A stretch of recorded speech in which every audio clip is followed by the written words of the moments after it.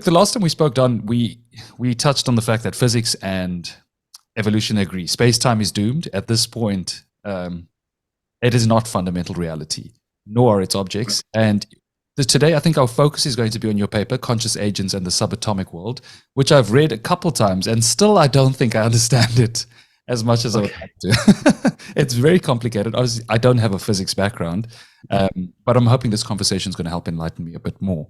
Wonderful paper, by the way. How was it working with Chetan and Swapam again? How's it going? Very, very fun. Chetan has been a collaborator for more than 30 years. So we go back a long time from our youth. And so we're continuing to have fun collaborating with each other. We bounce ideas back and forth. He's the mathematical genius. I'm the mathematical flunky. But he's trained me enough so I can actually talk with him about it. And then he can do the actual hard math stuff. Yeah. And then Swapam is a world-class experimental particle physicist. He's at CERN and the Fermi Lab. And he contacted us out of the blue earlier this year. He'd seen our work on consciousness and its possible relationship to particle physics. And he thought that there's some possible good stuff there. And so he looked at what we were doing in the paper. We were already halfway through that paper, writing it when he contacted us, and he decided to join forces and work with us on it. So we're really glad to have a real, professor of particle physics. He's a professor at UC Berkeley, now Emeritus, but then also at CERN and Fermi Lab. So Swapam has been very, very helpful. He's a no-nonsense guy. He knows what's real and what's not. Mm-hmm. And so he helps really guide us in terms of we have to be daring, but sometimes you're daring and obviously wrong. So he helps us. That's amazing. And the fact that you guys have someone like that. I mean, in this paper, you propose a mathematical model in which conscious agents are fundamental and interact via Markovian dynamics. And some agents create space-time as an interface whereby they interact.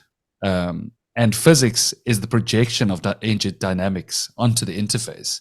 So this is quite a fascinating idea altogether. I mean, in a nutshell, you're basically saying that conscious agents create the subatomic world. Let's start by exploring that basic concept. That's right. So it is out of the box, but here's what I think is the current state of play in physics that calls for out of the box thinking like this, and that is that space-time, first space and time, were the foundation for Newtonian mechanics, and that was fantastic for several centuries, and so successful that many physicists, like in the 1890s, figured that it was done. Physics had little mop-up jobs to do here and there, but it was done, and bright students should go elsewhere because there was just nothing for really bright people to do.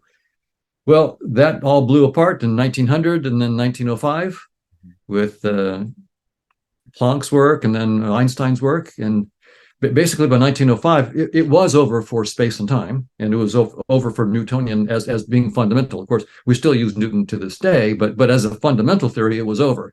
But it took a few decades for some to find that out, right? The 1922 Nobel Committee giving Einstein his prize made it clear it was not for relativity theory, not for his theory of space-time. So I mean, even though it had been over for 17 years, it takes a long time for the community to understand and move on. Well, so now Einstein's space-time has been a fantastic foundation for more than a century. Mm-hmm. Special and general relativity theories. But in 2005, David Gross, the Nobel Prize winner for his work on the strong force, wrote an article that was, of course, in honor of Einstein on the 100th anniversary of his 1905 miracle year and his special theory of relativity. But then he in the right spirit of science, he said, space-time is doomed. Thank you, Einstein, for space-time, but now space-time is doomed. It's time for us to move on. And that's the way good science is. And since then, a lot of others have echoed the same thing. Nimar Khani Hamed and Nathan Seiberg and Ed Witten and so forth, are basically saying in their own words, space-time is doomed. And what that means is not that we're going to throw space-time away, but that it's not a deep enough structure to be thought of as foundational. It has specific limits. It has no operational meaning beyond the Planck scale, which is like 10 to the minus 33 centimeters and 10 to the minus 43 seconds. It has no operational meaning, which means that it's not usable beyond that, and it's really pointing to its own limitation. So the question is, how do we go next? Because most people think, well, space-time is the fundamental reality. How can I think outside? How could any objects or any entities be outside of space-time? Space-time is everything there is. That's the way we think. Yeah. And so this requires a new level of creativity, because the idea is you have to open your mind. Space-time is not fundamental. You have to think, could there be new structures entirely outside space-time, not curled up inside space-time, little hidden dimensions, or entirely outside? And in the last 9 years, so this is relatively recent, physicists have published structures they've discovered beyond space-time, not curled up again inside space-time, entirely outside space-time. And most people have no idea what that could even mean. What could you possibly mean about structures that are outside of space-time? But that's where we're headed. And so that's what we're doing in our work on conscious agents. And I'll just say the reason for what we're doing is this. The physicists have discovered structures that are static, like geometric objects and structures like permutations and so forth. But they haven't yet posited a dynamics that would account for these structures. So the structures are like the amplituhedron and things called decorated permutations and cosmological polytopes and so forth. So they have these structures, but ultimately physics goes after dynamics. But this is going to be different, because these are going to be dynamical entities not inside space-time, but dynamical entities utterly and completely outside of space-time. And so that's not going to be comfortable. What in the world could what are these things that are not inside space-time? I mean, you and I are, here we are inside space. What are these things that are not inside space-time that are dynamical, and what are they doing and why? So you can see that this is not a trivial endeavor, and you have to, of course we're going to make mistakes here. And that's what we're proposing.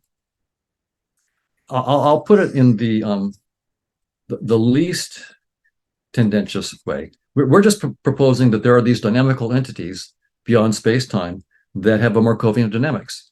And the argument for this Markovian dynamics in part is that we show how a Markovian dynamics projects to decorated permutations, and therefore through decorated permutations into space-time. So what we're doing is we're saying the physicists discovered decorated permutations beyond space-time.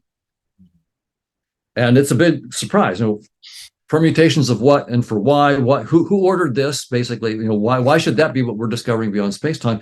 And what we're saying is, well, we discovered that if you have any Markovian dynamical system, the so-called the ergodic communicating classes of it, the recurrent communicating classes of the Markovian dynamics are classified by decorated permutation. So that's a new result in a paper we published in January. So we as far as we can tell, no one had ever published that before. And so we discovered that, and that gave us a way to take our Markovian dynamics and say this could be the kind of dynamics that's beyond space-time, because it does map into these decorated permutations.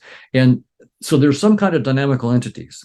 Yeah, that's the least tendentious way to put it. What we're proposing is more tendentious. We're saying, well, we're also after consciousness. We're interested in consciousness and the hard problem of consciousness. What's the relationship between consciousness and brain activity? And so we're trying to, in some sense, kill two birds with one stone. What's beyond space-time, and can we solve the hard problem of consciousness at the same time with that? So we're proposing these are dynamical entities that we'd call conscious agents. But, the mathematics stands by itself. If you don't like the conscious interpretation, just say there are dynamical entities beyond space-time. But I'm interested in pursuing the conscious agent interpretation myself, and how this can help us with the hard problem of consciousness. I think, look, at the moment you're doing very fascinating work. I've got a lot of notes in front of me. I made tons of notes because your paper is quite extensive. As of today, I'm not sure. It's not yet published, if I'm correct, Don, the current paper. That's right. It's going to be, we submitted it as a contestant in a competition for the Institute of Pneumatic Sciences. And we're one of 3 winners of that competition. And so it's going to be released on June 24th. So there's going to be an online, I think, Zoom. Anybody that wants to can join in, and I'll be talking for 20 minutes describing our work there. And then the other 2 groups that are winning will also be describing their work. So it's June 24th at the Institute of Pneumatic Sciences. You can just go online and it's free to log in.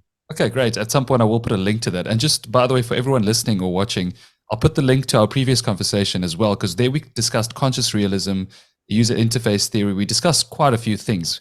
But keeping on track with this paper, the theory of conscious agents, there's 2 assumptions. Pretty much they exist conscious experiences, such as the taste of chocolate or the mood of elation. That's something you've written.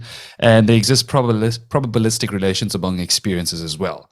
But then you go further to describe what are called CA nets. So talk to me about what a CA net is, and then we'll move from there and just go through the paper in a bit of a systematic approach.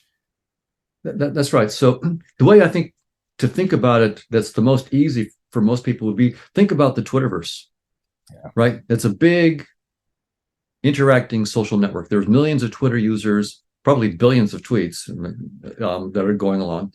And if you think about it, you're following certain people. If you're a Twitter, you follow certain people. There may be a few dozen or a few hundred or a few thousand people that you're following. And there might be, a few dozen, or if you're lucky, a few thousand or a few 100,000 that are following you. And so it's a really complicated social network. And there are lots of subgroups they have their own interests and the things that they're following and so forth. And so that's what you should think about when you think about this conscious agent network. There are a bunch of these agents. They're interacting. What they're passing instead of tweets is they're passing experiences. They're affecting, and effectively, tweets are affecting your experiences. They're affecting how you think, what videos you see, what your what cat video you're looking at and laughing at, and so they're affecting your experiences. So that's quite parallel. And so this is just doing a Markovian dynamics of this network of conscious agents, and proposing that that's the fundamental reality. And again, by the way, I'm absolutely not doctrinaire about this. This is like my attitude is we're taking our first baby steps out of space-time. Yeah. Of course, we're going to be wrong, but you've got to do something precise. And it's going to be, I think future work will look at that as our work is simple, but hey, it was bold and it was precise, and that's so we're trying to make a bold and precise step outside of space-time, and we're proposing this Markovian dynamics. So that's sort of at the top level. Now, I should say why, you mentioned that we're talking about experiences and probabilistic relationships among experiences. You might wonder, well, why in the world did they just do that? I mean, they're thinking about consciousness. There's a lot of stuff in consciousness. There's the self, there's learning and memory and problem solving and intelligence, and there's just a ton of stuff that free will. Well, why aren't they talking about all of that and putting that right into their model? And the reason we're not putting that right up front is the whole point of a scientific theory is to have as few assumptions up front as possible. If you throw in the kitchen sink, what are you going to explain? You want to make the work as hard as possible for you, as few and as trivial the assumptions as you possibly can, and then you have to do all the hard work to explain all this other stuff. So our attitude was, if we just say that there are conscious experiences, like the taste of chocolate, smell of garlic, whatever it might be, and probabilistic relationships among them, and we can then say, okay, the probabilistic relationships will be Markovian. They'll be basically, it just means probability with a finite memory. That's all it really means. Probability with a finite memory of what happened in the past. Okay. If we start with that, then we can build networks of these interacting trivial conscious entities But these networks, we can show, are computationally universal. So anything you can do with neural nets, you can do with these conscious agent nets, even though they start off with just experiences and probabilities of relationships among experiences. You can build anything that you want out of it because they're computationally universal. So we can build theories of learning, memory, problem solving, intelligence, and so forth. We can do all of that. And it's even more interesting because Markovian dynamical systems are not limited to computation. They're defined on probability spaces, and the measurable sets in the probability spaces in which they're defined on need not be computable. So this could actually, we're not doing that right now in our work. We're only looking at the computational aspects, but if we upgrade our brains, we might be able to go after the non-computational, the beyond computational aspects. But I'm happy just to look at the computation for now. But so that's sort of the top level view and why we picked what we picked. If we put a self in there to begin with, it seems like we're just throwing too much of the kitchen sink in up front. And same thing with intelligence and even specific kinds of memories. I mean, we have this one, just a finite memory of conscious agents, but then you think about humans, we have episodic memories and memories about things that learned in language, the structure of language, the grammars of language that we know. And so there's lots of different kinds of memories, short-term memory, long-term memory. Yeah. So that will have to all build out of networks. So that's sort of the top level. I think that approach is both, it's a humble approach and very strategic in a sense. Obviously, you don't want to put too much out there and focus on too much. You want to maintain a core focus, and I think that's great. But I think it's also nice to see someone who's claiming something so extravagant. I mean, to some people, this is very outside the box. It's extremely out there. And when they approach you with any questions, I love how humble your approach is, because you'd expect someone who's claiming something so outrageous to actually defend themselves a lot, but you don't. You often say your goal is to be proved wrong. You want people to actively prove you wrong. That is something you yeah, that's science, right? I love that. Yeah, that's what I actually love about your approach to this whole thing. So far, when you've since starting, how much, let's say, pushback have you gotten from the scientific community?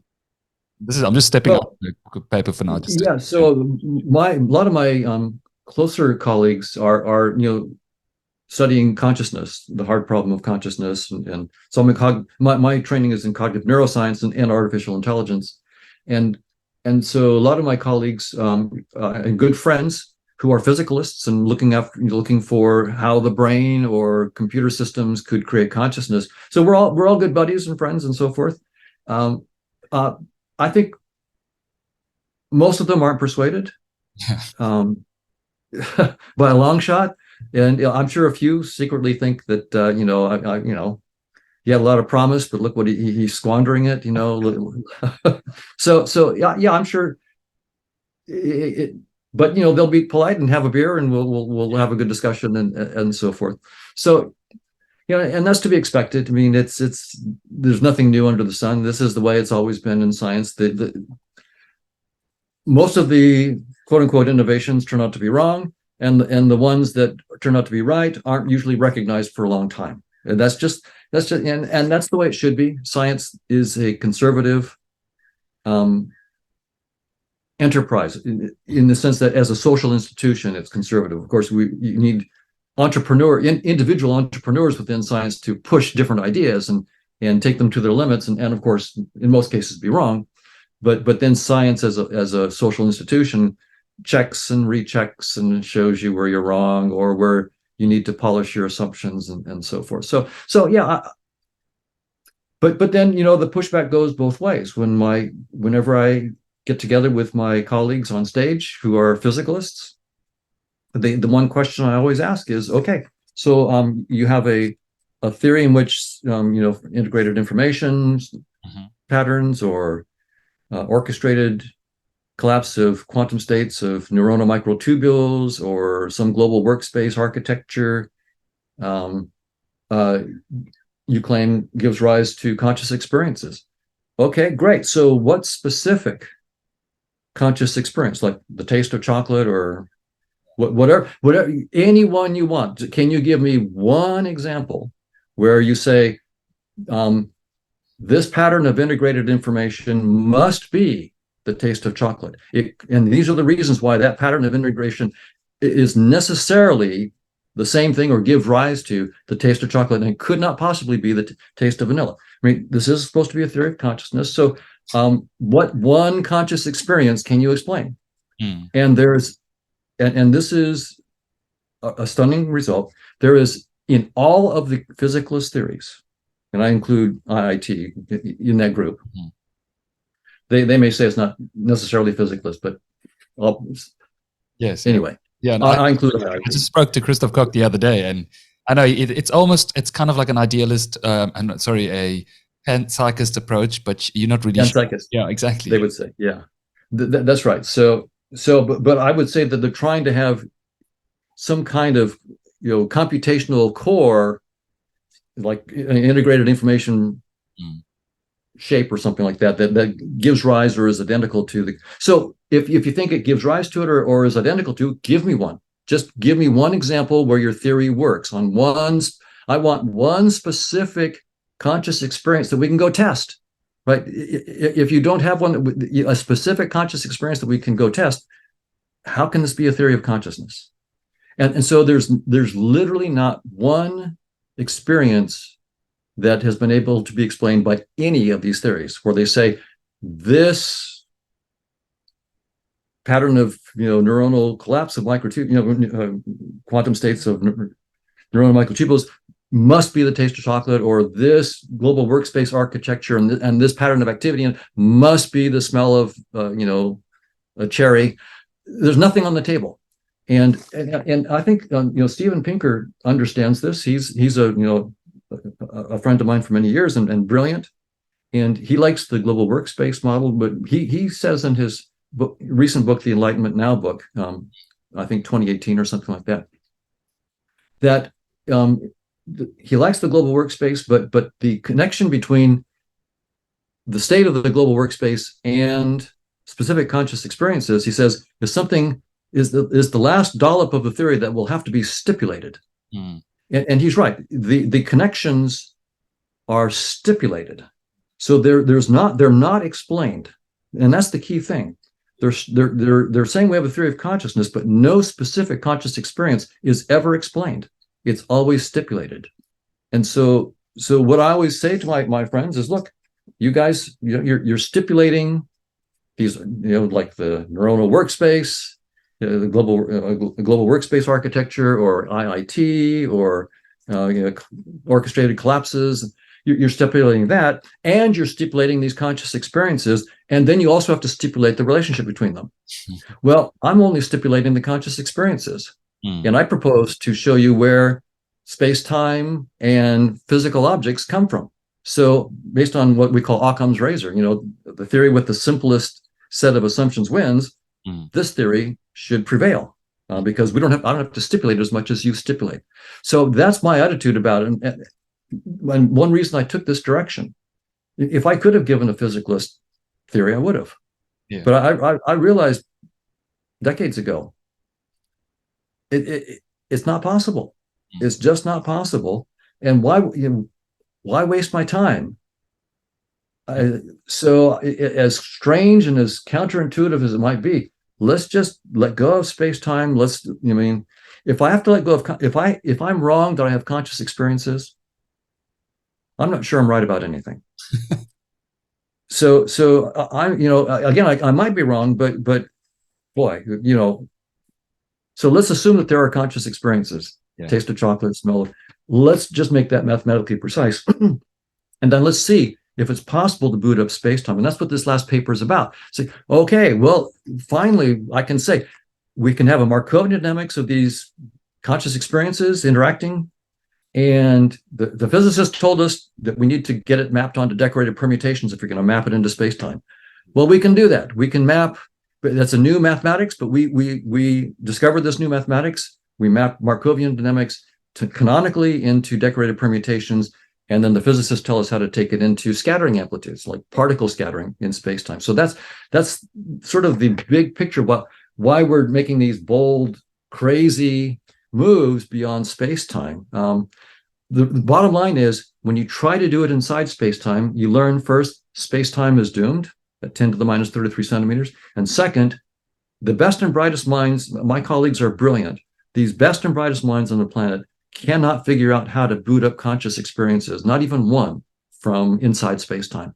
Yeah. And it's not because they're dumb, they're brilliant. It's just that you can't do it from within space-time. And that will be the lesson. But we had to spend a lot of hard work and a lot of careers to learn that it can't be done. Don, are there any specific people you can think of who do not follow your theory, or perhaps even go against it, whose you find relatively convincing, or at least respect and admire their work? For example, someone with a neuroscientific theory or philosophical differences. Any people that stand out to you? Any theories? Oh, well, I mean, I know most all the big players and their friends, and I think they're brilliant, and I think that the theories are brilliant. It's just that I think they're brilliantly wrong. I think that, but the thing is that they have insights, and some of those insights might be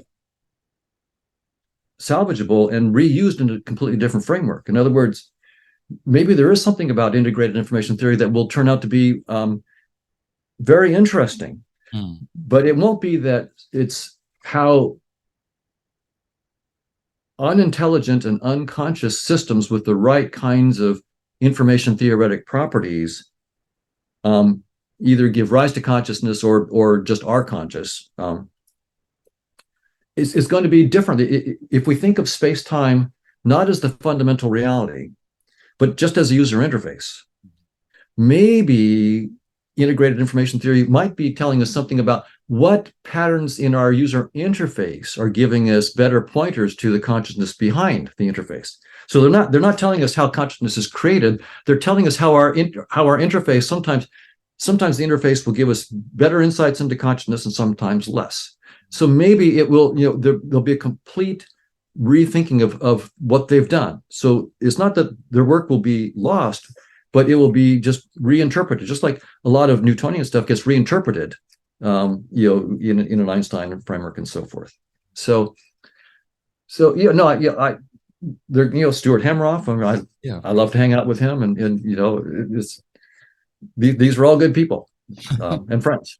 What about Bernardo Kastrup? I mean, your thoughts on his work and and everything he talks about regarding idealism? Oh, Bernardo and I are good friends, and I've begged him to come work with us. He's a philosopher, but he also has another Ph.D. with a lot of mathematical chops. So I would love to. And anytime Bernardo wants to come work with us, because philosophically we're on the same page. Yes. Right? Our theory is an idealist theory, and I respect Bernardo's decision to spend his valuable time taking up the philosophical aspects of this, and we've decided to. There is a little philosophy in what we do, and we have a collaborator, Robert Prentner, who is a professor. I'm not a professor, but his PhDs, and one of his PhDs is in philosophy, and so he brings a lot of philosophical sophistication that I don't have to our work in idealism. But my background, I have a little bit of background in philosophy, enough to talk and get myself in trouble, but not enough to be a professional. And I don't know enough math to be a mathematician, but I know how to collaborate with the appropriate people who can listen to me and say, "Well, Don, it's not quite right, but here, this will fix it." What are some of your favorite aspects of Bernardo's work? What intrigues you most about it? Well, I think that Bernardo is giving good philosophical arguments for why physicalism is, in some sense, almost self-contradictory, but couldn't possibly be the way forward, and why idealism shouldn't be dismissed. I mean, I think for most philosophers, or most people just in general, the a priori assumption is that, of course, space-time is fundamental, and the burden of proof is in whoever wants to say that, this consciousness stuff is. I mean, surely you have the burden of proof if you talk about consciousness being fundamental, because we all can see that space-time and particles and physical stuff is fundamental. Of course, brains are there and create consciousness. You have to be a fool, I mean, to not think that. So Bernardo does a good job of turning the tables and saying, no, really, the burden of proof is on the physicalist. And science itself is already saying that we need to move into a post-space-time framework for science. So I like Bernardo's work, and he's very forceful. We have different personalities in terms of how we present our ideas. We're very, very different personalities, but he and I, when we get together, we get along quite well. Yeah, no, Bernardo, when I interviewed him, he actually asked me during our round 2, he wants me to interrogate him a lot more intensely, apparently. So he likes to be challenged. He loves that active interrogation. He said, don't be polite. I was like, I can't help it, but he wants that. Anyway, let's go back to the paper, right? So we think of conscious agents, trace change, decorated permutations, and then you go to the amplitude-hedron and then particles in spacetime. Let's run through that process. How do we get from conscious agents to particles in spacetime? Right. So I mean, that's it's a layered question because there's so much to actually go into that. There's so much. I know. So Perhaps a summary for now, and we'll go into it a bit more in detail afterwards. Oh, just a summary? Oh, okay. So just a top level summary. Yeah. Okay. Yeah. So that top level, the idea is that there's a Markovian dynamics, which basically a Markovian dynamics is the simplest probabilistic dynamics you could imagine. Which isn't to mean to say that it's simple, but it's just the simplest that you could write down. Mm-hmm. And within that dynamics of these, what we call conscious agents, but these entities beyond space-time, there are certain patterns of the dynamics where you get coherence, where a group of them have a stable dynamical system. We call these recurrent communicating classes, or ergodic.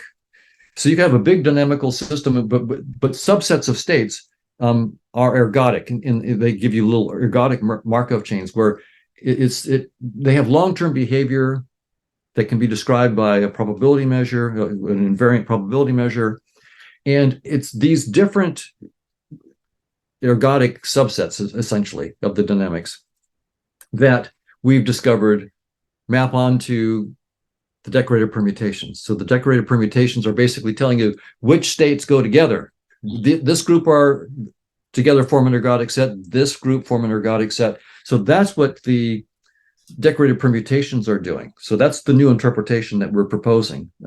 So that's the new, actually a new, as far as we can tell, a new contribution to mathematics. Yes. And then from that, the physicist then can take the decorated permutations and show how they're related to something called an amplitude-hedron. And now this is not for all particles. The amplitude-hedron is only for massless particles.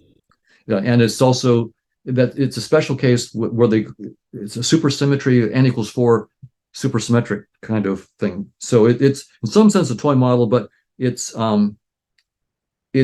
close enough to reality that physicists take it quite seriously. And more recent work, they've been able to let go of the toy and do it for all masses and spins. But for now, and we're trying to understand that new work and connect with that as well. But for now, we can say this map gives us for the massless particles, and we think also the massive, a map through decorated permutations through the amplitude-hedron for the massless particles, and there into scattering in spacetime. And by scattering, I mean, you have like the Large Hadron Collider and other Fermilab colliders and so forth, where you take particles at high velocities, like 2 protons or an electron smashing into a proton, and you see you see the particles smash into each other and then the stuff going out, and you try to figure out what's going on. It's like trying to figure out how cars are made by smashing them into each other and seeing all the wheel flies off and the hubcap and the engine. It's hard work, you can imagine. So how do you figure out, It's not easy, but it takes a lot of. But that's what they're doing. They're smashing particles together and seeing what flies out, and that's called particle scattering. And that's what you can predict using these decorated permutations and the amplitude hedron. You can actually predict the probabilities, what they call the amplitudes for these. And so what we're doing now is saying what properties of the conscious agent dynamics, these recurrent classes, correspond to mass, momentum, spin, energy, and how do the evolving Markovian dynamics project to what we look and see as scattering of particles in space-time. That's sort of the top level picture. Okay. So look, it's interesting when you think, okay, so when you think of a collection of agents, I know at some point you mentioned in your paper, I think it was Erwin Schrödinger's essay, Mind and Matter. You mentioned how it links to this concept. How are these two linked, that concept of, or his book on mind and matter? Well, Schrödinger and a number of the early quantum theorists were thinking about like the collapse of the wave function. Yeah. So you have in quantum theory, you have Schrödinger's equation for non-relativistic quantum systems, and you have this differential equation which shows how the state evolves as a function of time, and it's deterministic and unitary. But when you make a measurement, that equation no longer holds. If you want to actually say what value of the spin you got, or what value of the position you got, or momentum, you have a different it's the collapse operator, and that's nonlinear. The Schrödinger equation is linear. So you have this weird situation in quantum theory where when essentially you're not looking, there's one evolution, and when you look, when you measure, it's a different dynamics. Well, that's not a very happy situation for most scientists. I mean, that's not happy at all. And the, of course, that's led to all sorts of, multiverse kinds of explanations and many worlds interpretations and so forth. Basically, it's more of the many worlds, not the multiverse, many worlds that came out of that. So I think at some point you spoke about any collection of agents is itself an agent. And then you said there is ultimately one agent. And that sort of links to this. Right. That's right. So that gets to what Schrödinger was after, was there is some kind of unity behind all this diversity. And Schrödinger was looking at that. He I think was interested in some of the Eastern mystical ideas and cites them. And so there is this notion of some wholeness, some unity beyond space-time. And maybe we're going to have to go there. David Bohm also, in his book Wholeness and the Implicate Order, has the same idea. This is different than his pilot wave work, but his book Wholeness and the Implicate Order is going after the same kind of thing, I think, that Schrödinger was talking about, that maybe we have to go to a deeper point of view in which there is a reality beyond space-time that is somehow unified. And we do go there. So thanks for sort of putting me on track here. We do go there with our work, because we it turns out to be the case that we can think about ever larger conscious agents, and then any huge conscious agent can be articulated into a bunch of interacting smaller conscious agents, which constitute it. And so we're sort of led to, we can have accountable infinitive agents, which are all part of one agent, then an Aleph 1, Aleph 2. There's the whole Cantor's hierarchy of infinities. We could imagine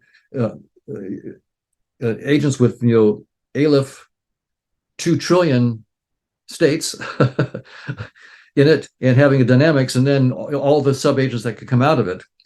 And ultimately, this line of thought leads you to say there's ultimately just one agent, but we could never actually write down the mathematics for it. We can only write down projections of it. the partial agents that are part of it. But even there, we might be able to make some progress. But it is interesting that the mathematics says that, if consciousness is fundamental and we're using this mathematics, there is one agent, and you can do a lot of mathematics, but you'll never get to that one agent. Your mathematics will never be able to, you can address projections of that one agent. You can do that, but you'll never be able to give the mathematical theory of the dynamics of that one agent. Yeah. Can't do. What are your thoughts on mathematical realism in general? Your views on that concept? I think that's a deep, deep question. And I go back and forth on it. The way it's typically put, are mathematical theorems invented or discovered? Right. That's the big divide. And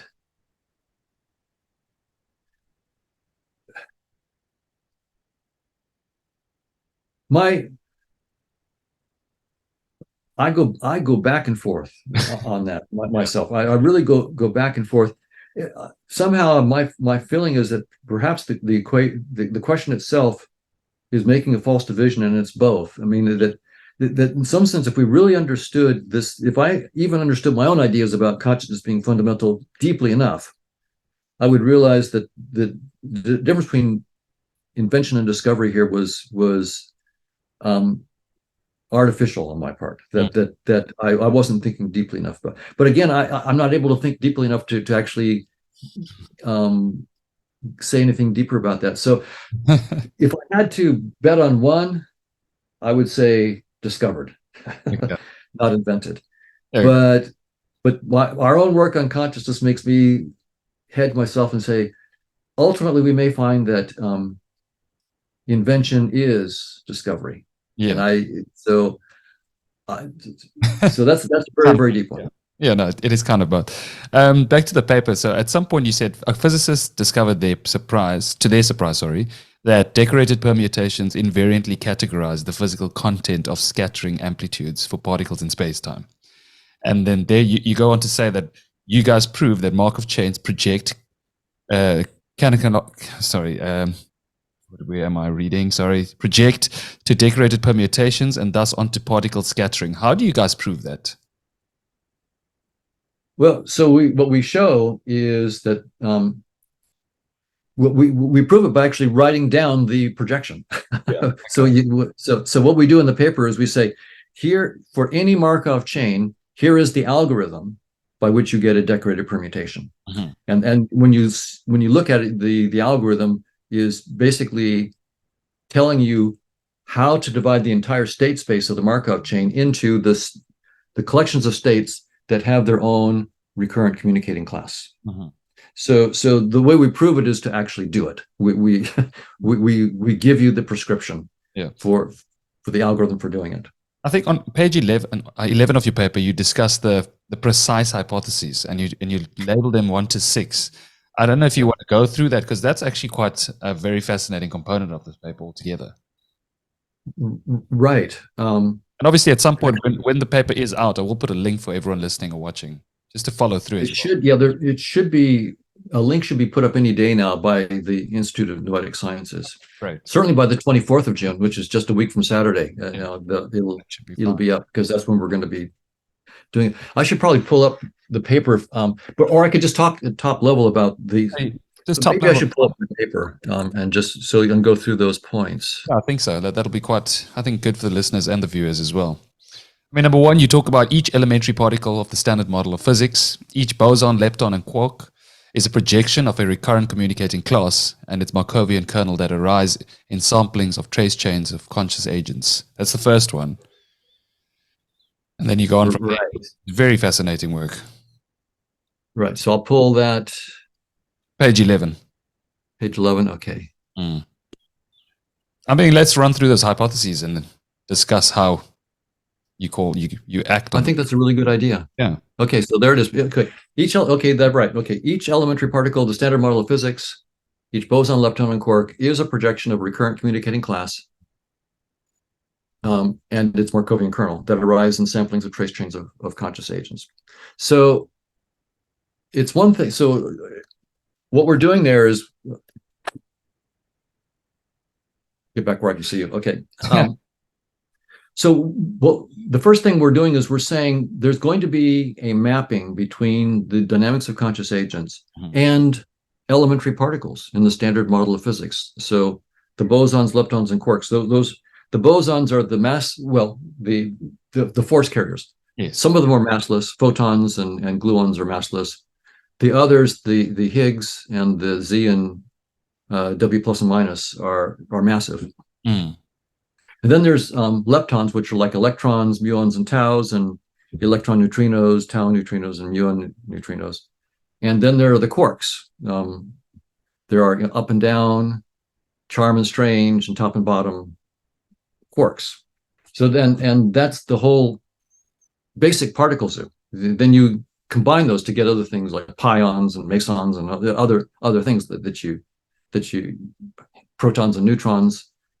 And so the first thing that we're proposing is that there is a mapping between the conscious agent dynamics and these elementary particles, and that it's the recurrent communicating classes of the Markovian dynamics of conscious agents that will correspond to these elementary particles. Now, I should say, not every recurrent communicating class of the conscious agent dynamics will project to a particle. Yes.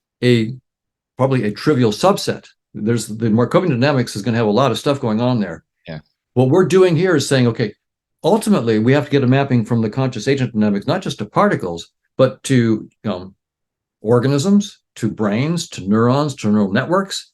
And so there's going to be a mapping.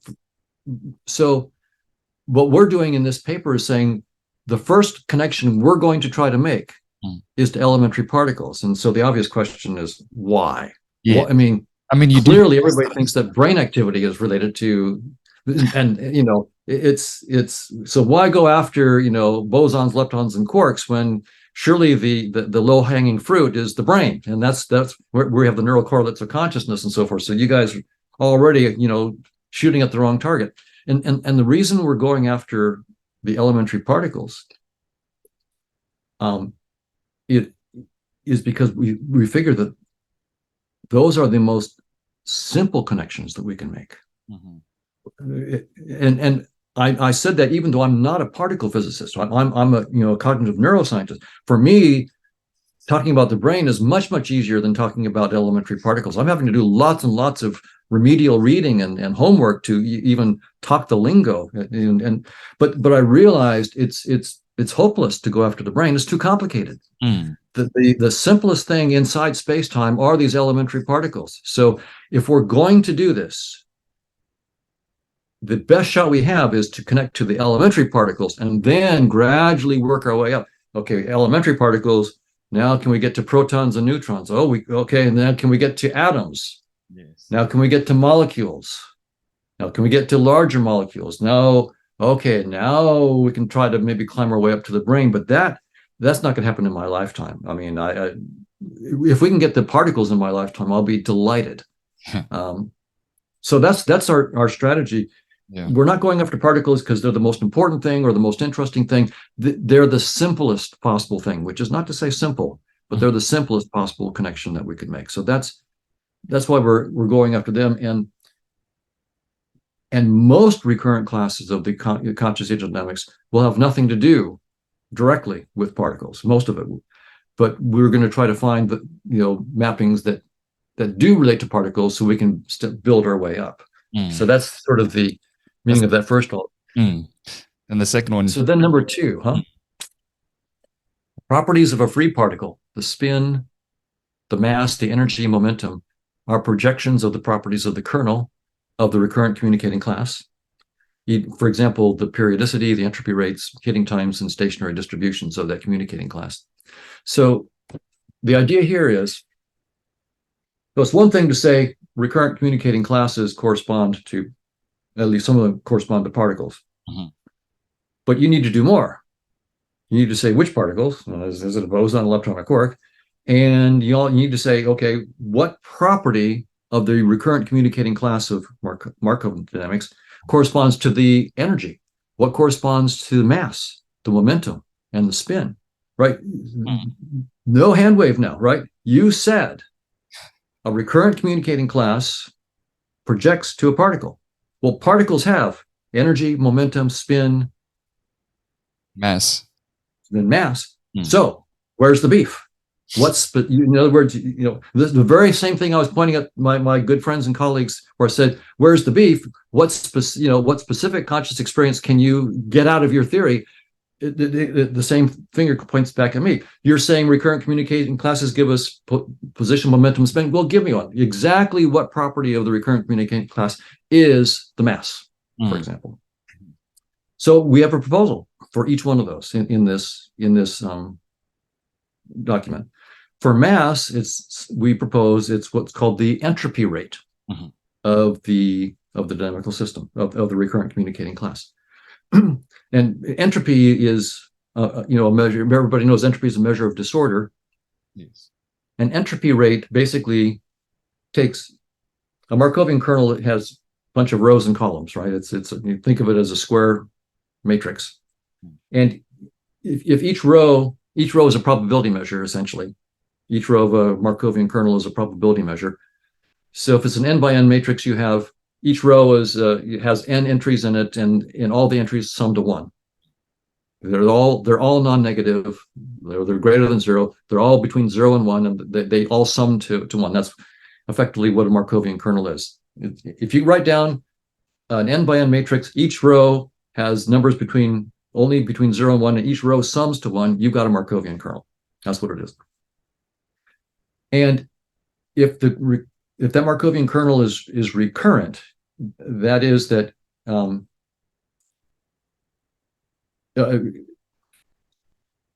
any state within, you have n states. If you can get from any state to any other state in a finite amount of time and back again, basically, then it's recurrent.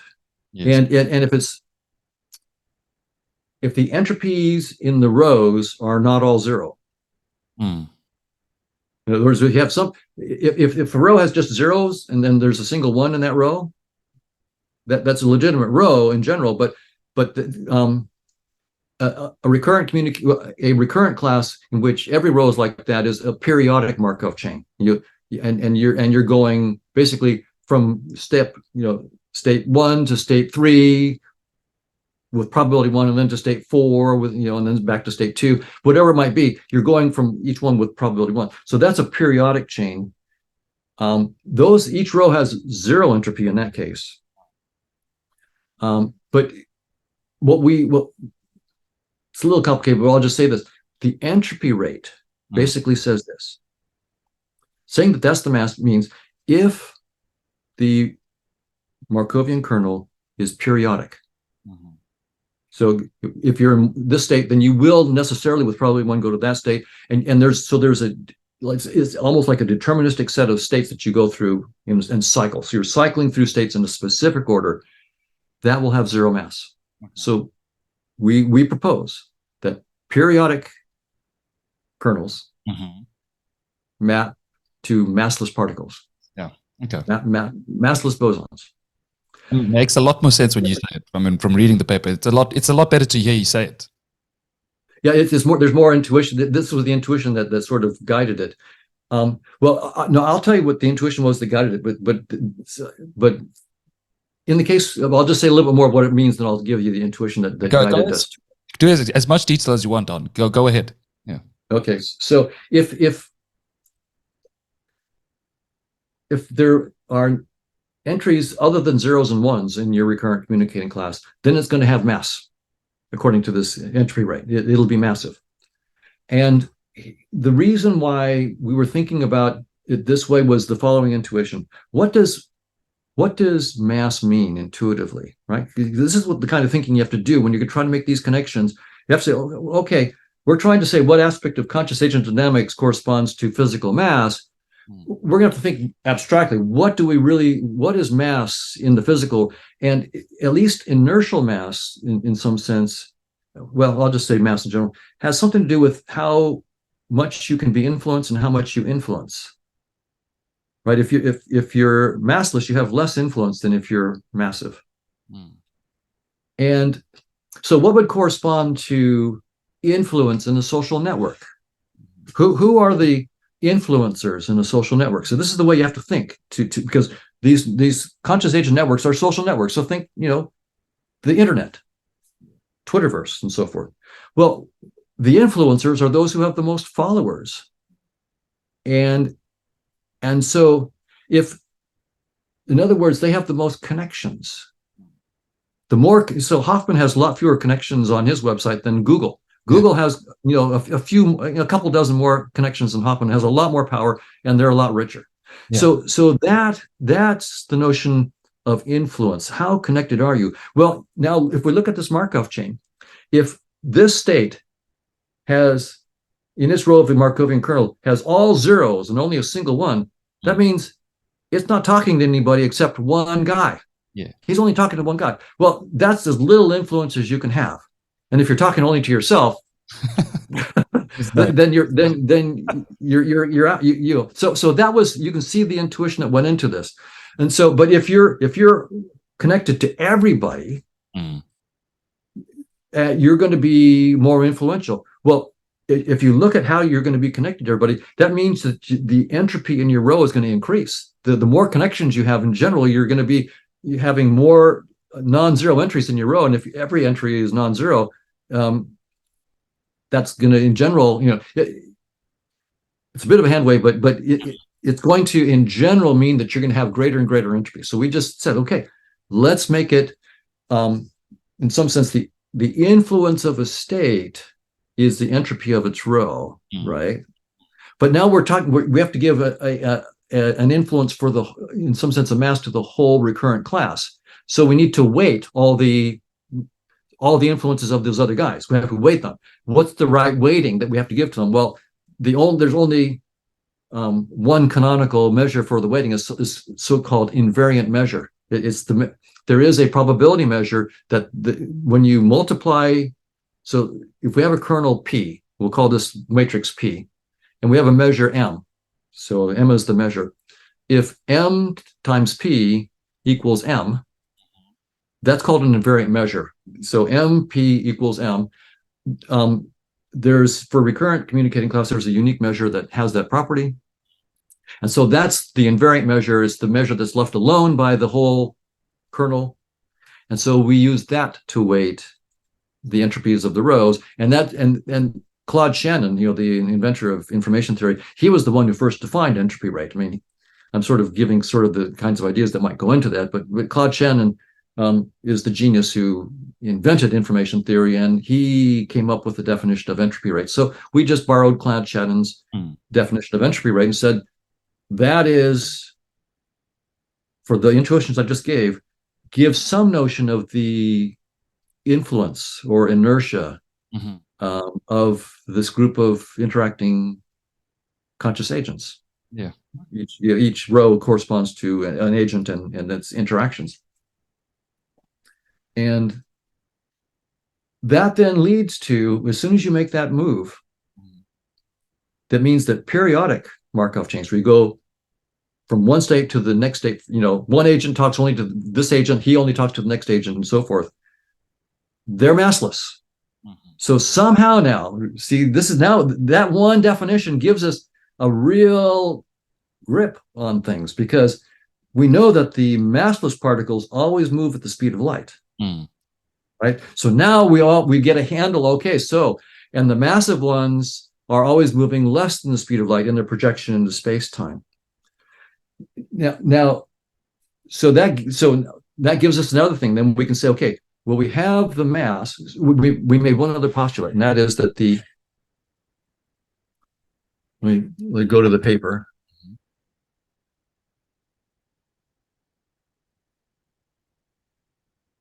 Talk about periodicity, entropy rates, hitting times, and stationary distributions.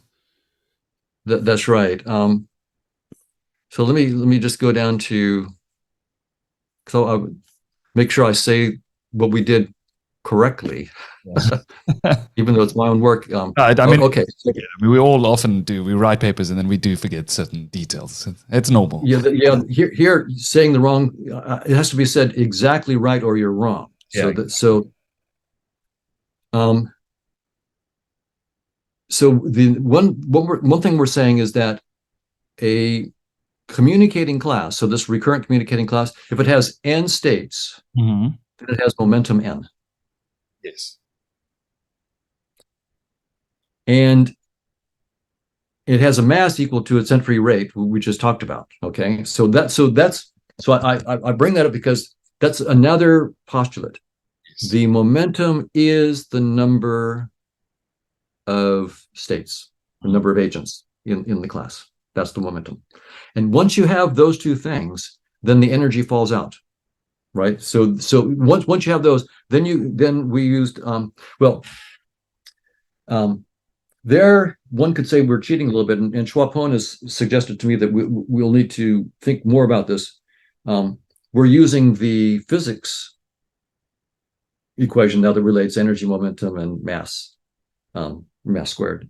But so we do that for now, and we may need to give deeper motivation for it later. But right now, I'll just say with that proviso, once we have the momentum being the number of states and we have the mass being the entropy rate, then the energy falls out as from Einstein's special theory of relativity. And so now we've got energy, mass, and momentum. The spin is now spin is an interesting, tricky thing. It's become a bit tricky there. Spin of a particle is something that's, I think, counterintuitive to a lot of people. It's if you're spinning, you have a basketball player that's spinning a basketball on the fingertip. They can go at any speed that you want. They can go fast, slow, but spin per particles, you can only go spin at certain speeds, and there's no speed in between. You jump at your spin values, which so spin is counterintuitive. What we do is we use a branch of mathematics called geometric algebra, sort of a generalization of something called Clifford algebra. And this gets a little bit technical, but what we do is we use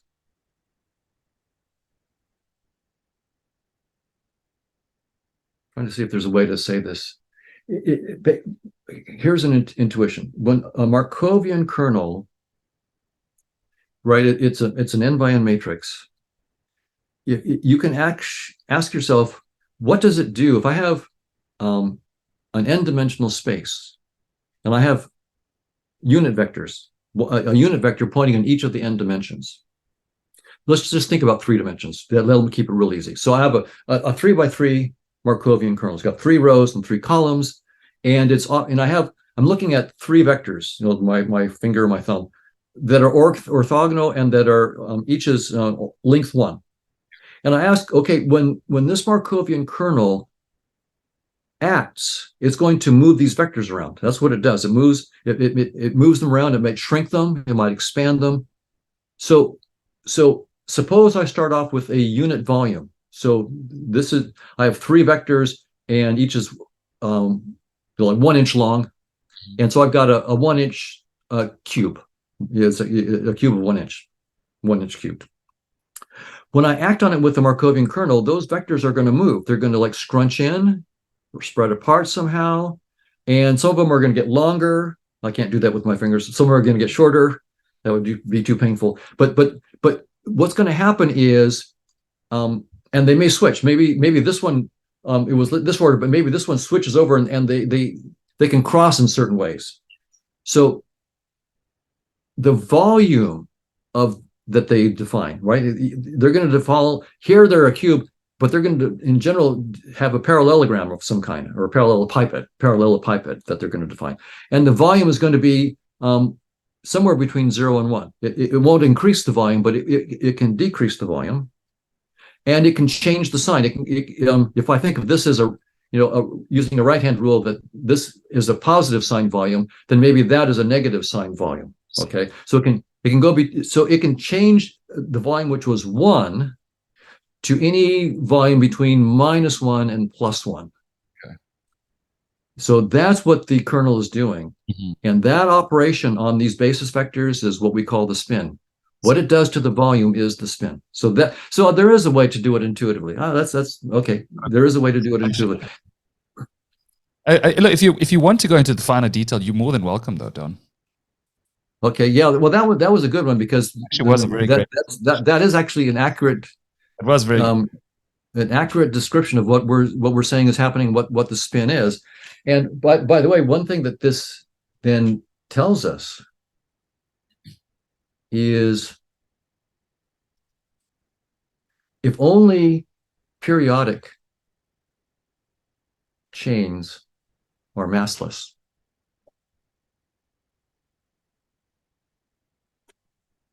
then you can, from what I just said, one can show that if the number of states is even, you have to, again, look at our paper because I have to say it exactly right. You rather make sure. Yes, this is tricky enough. It's very complicated, so I'm glad you actually have the paper on hand. Yeah, I just want to make sure that I say it exactly right. I don't want to say it wrong and then have to. Yeah, then the comment section goes wild. That's right. Okay. So if this class is massless and has n states, if n is even, then its matrix has to have spin -1. Mm-hmm. Well, it's spin 1, but with minus sign. Okay, spin 1, but minus sign. And if the number of states is odd, then it has spin 1 that's with positive sign. And what that means is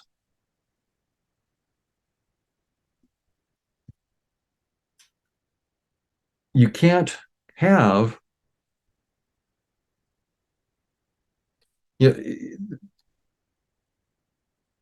which page are you on, Don, at the moment? This is page 27. So let me just get that as well, just so I can look at Yeah, it. what that means, it was stunning to me. What it means is if you have a massless particle, according to our theory, and you change the sign of the spin, +1 to -1, it has to have a change in energy. Yes. Change in energy. It has to have. So you cannot have two massless particles of the same energy and opposite spins. It's not possible. See. So when I realized that from our mathematics, and I thought, oh well, that's weird. That seems to be, that's a very, very strange prediction. Oh well, maybe that's where we're going to be shown to be wrong. I mean, that's really wild. Or if it's true, maybe you can have n and n+1. So maybe there could be an energy of 1 million, and then it has to be 1 million +1. So maybe it'd be too small to see the difference. I was thinking. So that's true. And this is just what I don't know about physics. It was a couple weeks later that I realized, no, this is what they found is that there's this fine structure to, like, the electron orbitals. Now what's going on there is in the Bohr model of the atom, you have these different orbitals, but when you look at them very, really fine, you find that there's actually two little bands there, and so the photons that you're going to get aren't the same energy photons. There's this fine. So there's a lot of fine structure there, and so that doesn't mean that we're right, but it means that one thing that I thought, well, that's to blow us out of the water. I mean, this is a pretty strong prediction that there's going to be this fine structure. Well, yeah, there is they call it, there is this hyperfine structure, and there's the fine structure constant. So now I'm very interested in looking at the fine structure constant, and seeing how that plays a role in our Markovian dynamics. But that by itself made me think, well, of course we're probably wrong, but this is a pretty interesting game now. The math came and hit me in the face and said, you're predicting that you can't have two massless particles of opposite spin and have the same energy. That is a strong prediction. I mean, there you can be. I mean, surely you can be falsified right on the get-go with that one. Yes. And it doesn't look like we're falsified right out of the get-go on that one. So that gives me hope. Not that we're ultimately right, but that this horse may have a lot of riding to do before we find out its limitations. I see. Was Chopin, am I pronouncing it correctly? Chopin. Was he part of? Chopin, yeah. Was he the one who figured this out, or was it you and Prakash? Or did you guys come? I did. Oh, you did. Yeah, I was the one who. Okay. But then, as soon as I said it, Chopin, of course, knew about the. I mean, of course. Hyperfine structure. So it was me, because of my ignorance, not knowing about it, and going through a couple of weeks of sweating and thinking about it. I was the one who had first noticed that. Oh wow, we make this weird prediction, and I worried about it for a couple of weeks, and until I happened to run across a video. I was doing some remedial physics training on myself, and I happened to run across this video on hyperfine structure. I said, "You've got to be kidding me! I couldn't have asked for something better than that." So it was my ignorance. For Chopin, it was just falling off a log. He understood this, and Chaitan, yeah. Nice. Okay, let's move on to number 3 then of the hypothesis. Each projection is perceivable by some CA via a window of some finite number of steps in which the agent observes the corresponding trace chain. And yeah, I think at this point we can discuss trace chains and everything around that. Yes, let me pull up that. Page 11. Oh, right. Page 11. Okay. Right. Yeah, I find this page actually. I love the way you set this up. Oh, good. It makes it a lot easier particularly for this interview and this conversation. Right. Yeah, and that was partly because the Institute of Noetic Sciences asked for a certain format in these proposals, so it was very helpful to make it. And their goal was to try to make it accessible. So they did a good job of that. It's quite. So you're doing number 3. Okay, each projection is perceivable by some CA via window. Look, unless there was something about number 2 that you still wanted to touch on, are you fine? Are we done with that one? Yeah, I'll just say one other thing about 2 that might be of interest, and that is I haven't yet worked out the notion of the velocity of particles in space-time. I see. But we know that the massless particles go at the speed of light, so we know that answer. So whatever our ultimate story is going to be about the massive particles and their speed, and I can just say at top level the kind of thing I'm thinking about right now, that our team is thinking about, but I won't. This is what I'm thinking about. I'm not going to blame my team for any bad ideas. So if it's a bad idea, it's all Hoffman. If it's a good idea, it's the team. And that is, we want some notion of velocity within this Markov kernel that will translate to what we call, through projection, to velocities in spacetime.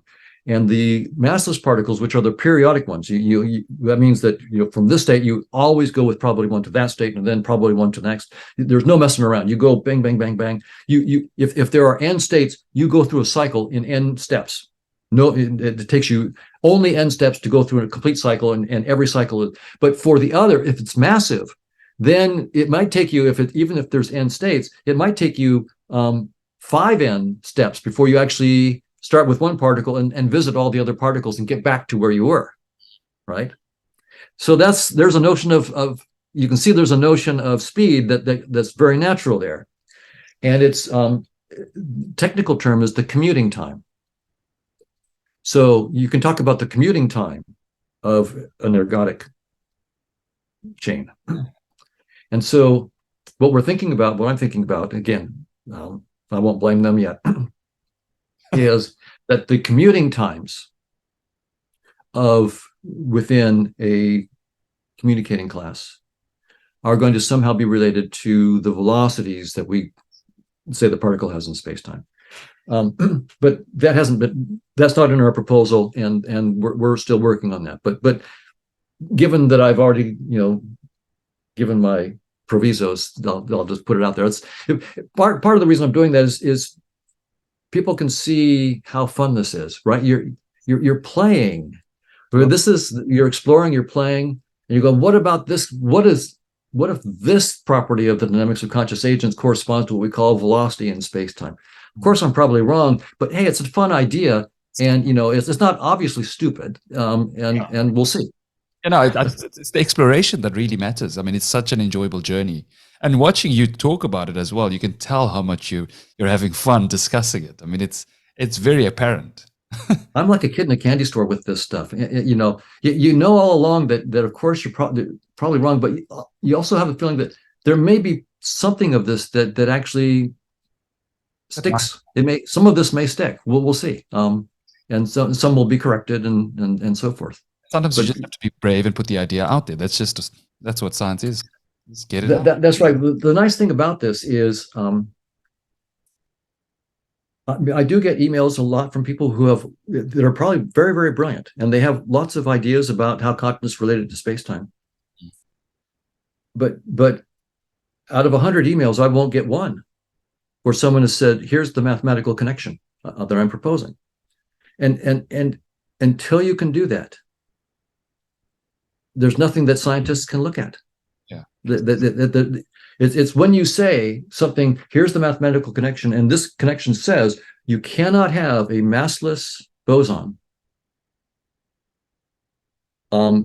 with one energy having the same, a plus and minus spin one value. It can't be. When your mathematics gets that specific, then you've got something that scientists will look at, because in most times they'll say you're wrong, and here, this prediction is wrong. But until you are mathematically precise, you're not even wrong. And see, that's the point. You're not on the playing field until you can be wrong. Exactly. There's no fault. Scientists won't pay attention to you. Yeah, at least I'm wrong, maybe. Yeah, no, hopefully you're not wrong. Hopefully you're right. Hopefully I'm not wrong. Anyway, let's go to number 3. Yeah, okay. So each projection is perceived by some conscious agent via a window of finite steps in which an agent observes the corresponding trace chain. So the idea is, how are we going to get from the conscious agents to the observations that we make? You have mass and energy and so forth. Well, we're going to have to use other conscious agents. We're going to have to use systems of conscious agents. So what we're going to have are systems of conscious agents, basically, that do this mapping. What we're doing right now in this proposal is we're not trying to go through and show how you construct a dynamic of conscious agents to do this. We're going to, for now, we're just going to make the correspondence between these recurrent communicating classes and their properties and space-time. But ultimately, we want to actually build if space-time is an interface, right? And it's constructed by a network of conscious agents, it's like a neural network, but it's a network of conscious agents that's doing this construction. We need to write down what that construction is and then show how it works to create that interface. What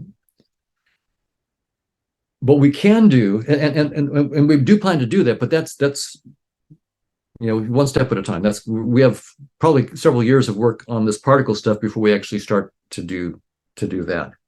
But one thing I will say on that is that my feeling is, if once we have built that network of conscious agents that is taking the map from conscious agents into our space-time network, and we take that and we turn it on itself, we actually use the interface that they construct to look at the set of conscious agents that are creating the interface. Okay? That's a really self-referential kind of thing, but this is pretty cool. What are you going to see? Well, I think in some cases you'll see, for us, it'll look like neurons and brains. Okay. Neurons and brains are what you see in your interface when you take the network of conscious agents that's constructing your interface and have it look at the construction process itself. Jeez. And that's why I think neuroscience is going to be, we need more funding for neuroscience, not less. I think neurons don't exist when they're not perceived. So neurons cause none of our behaviors, but neurons are the symbols that we see in our interface that are the symbols closest to the construction process of our interface. And so neuroscience is going to be a lot more complicated than we thought. We thought, I look into brains, I see neurons and synapses and calcium and sodium and potassium and other ions, and that's because that's what's really there. That's what's no. That's your interface description. Yeah, exactly. It's hiding an unbelievably complicated dynamics behind it. You thought neural networks are complicated, and they are, but each neuron is hiding behind it. An incredible. So we need far more funding. This is job security for neuroscience for a long, long time. To reverse engineer neurons into this network of conscious agents is going to be a lot of work. So we're going to try to work on that interface, but I suspect I'm going to have to pass the torch to a younger generation. That's a hard problem. It's a lot of work. But what I will say on that point 3 is what we can do is say what that process is going to have to do. If I have some big master Markov chain, well, typically when you're thinking about a Markov chain, it has an infinite number of steps. The chain has an infinite number of steps. What happens when so suppose I have just a 3x3 matrix, right? And I'm or a 4x4, small matrix. Well, you and I haven't lived forever. We're not seeing an infinite chain of steps. So we must be sampling. We must have this dynamics outside of space-time of conscious agents, and we have to make a sample. Maybe I have a window. Maybe it's like I look at 1 trillion steps, which is a lot of steps, or 1 million steps, or 1,000 steps, but it's not infinite. I mean, I'm not looking at an infinite number of steps. So we're sampling. So now we get into the statistics of sampling. I've got this Markovian dynamics, and if I sample, and I then look at and estimate the kernel that I've sampled, I'm not going to get exactly the right value. I'm going to get a kernel that's maybe close. The more samples I have, my estimate of what the kernel is can be closer to the real thing, but it's not going to be the real thing. So we're going to have sampling errors. And then we're also going to have, just due to temporal sampling, but you could also have what we might call spatial sampling. Suppose I have, 1 trillion states. So I have this huge recurrent communicating class that's got 1 trillion states. Well, I don't think there's any computer on Earth right now that could actually simulate that Markov kernel, because it has 1 trillion times 1 trillion entries. It's got, I don't know how many. There's a lot of entries in it. And so to just do one step of that thing is going to be a tremendous amount of compute power just to compute one step. If you want to compute 1 million steps, I think supercomputers are going to be, grinding to a halt. So simulating this thing is going to be difficult, right? We're going to have to, but what we can do is talk about, I talked about there's this one huge master Markovian kernel that we can never look at. We're going to have to look at just some of its states. We can't look at all of them. And so you can take a big Markovian kernel and look at only what happens on a few of its states and get a new Markovian kernel. So the whole Markovian kernel is influencing what you see on the smaller states, right? It is influencing them. But what you're doing is you're getting a kernel just on the small set of it, and that's called a trace process. So when you take a big kernel and you say what kernel does it induce on a subset of states, that's called a tracing process. And so that's going to be like spatial sampling. So we'll have temporal windows and spatial windows. And what we're going to be doing, what we're proposing in this proposal, is those windows are what we're going to use to try to model the momentum distributions of quarks and gluons inside the proton. So particle scattering experiments have looked at quarks and gluons inside the proton. A proton at one scale has like 3 valence quarks, 2 up and 1 down. But when you go at smaller spatial resolution and smaller temporal resolution, that dissolves. You see at the very finest resolution that they've gotten so far, you see what they call a gluon sea, or an ocean of gluons. So it's all these massless particles just in there, and they're just roiling all over the place. And then when you back off a little bit, you reduce the spatial and temporal, what they call the Bjorken X and Q squared. Those are the technical terms they use. Bjorken X is like the temporal window, and the Q squared is like the spatial window. When you back off, then you get to the point where the gluons, they say, are splitting into quark-antiquark pairs, and so you get this what they call a quark sea. You get so all this energy and momentum in these quarks, and then when you back off, you still have all the gluons messing around and all these little C quarks, but then you get these 3 big valence quarks. So the proton is really a complicated mess. And what we're going to try to do is show that as we go from really, really small windows of time and larger windows of trace, we're getting closer to that gluon sea. And as we trace on fewer and fewer states, so we're making the trace smaller, but we're making the temporal window bigger, then we're getting closer to the valence quarks. So what we're hoping to do is show for a particular class of master kernels that we can do various trace chains and sampling windows and model all of the what they call the momentum distributions, 1-dimensional and then ultimately 3-dimensional momentum distributions at the various Bjorken X and Q squared. I was just going to ask you about that. What are 1-dimensional momentum fractions or longitudinal momentum fractions? Yeah, apparently the current techniques that particle physicists have allowed them to assess the momentum only in 1 dimension, not all 3. But apparently there are some new techniques that are coming online that will allow them to estimate in 3 dimensions. And so what we'd like to do is, even before they get all the 3-dimensional data, if we could match the 1-dimensional data and predict the 3-dimensional data before they get it, that would be really cool. We'll see. For sure. Okay, number 4, Don. Do you want to check it up on your own, or should I? Yeah, I'll pull that one up again. All right. This is a very interesting conversation. I'm so glad we're talking about it because the paper makes so much sense listening to you express yourself. Oh, good. It's probably easier than just reading the paper. Yeah. I mean, for the listeners and the viewers, whoever are too lazy to read the paper, I recommend they do, but it is a lot better to have you chat about it. Yeah, it gives the intuitions that we didn't have the space. This proposal, we had a specific word limit for each section. So we had to get the ideas, and we couldn't really say, here's where our intuitions, this is what we were thinking. I'm able to do that here, but I couldn't do that in the proposal. I think that's a big function of this podcast, is to allow you the opportunity to do this. Absolutely. I appreciate that. Yeah.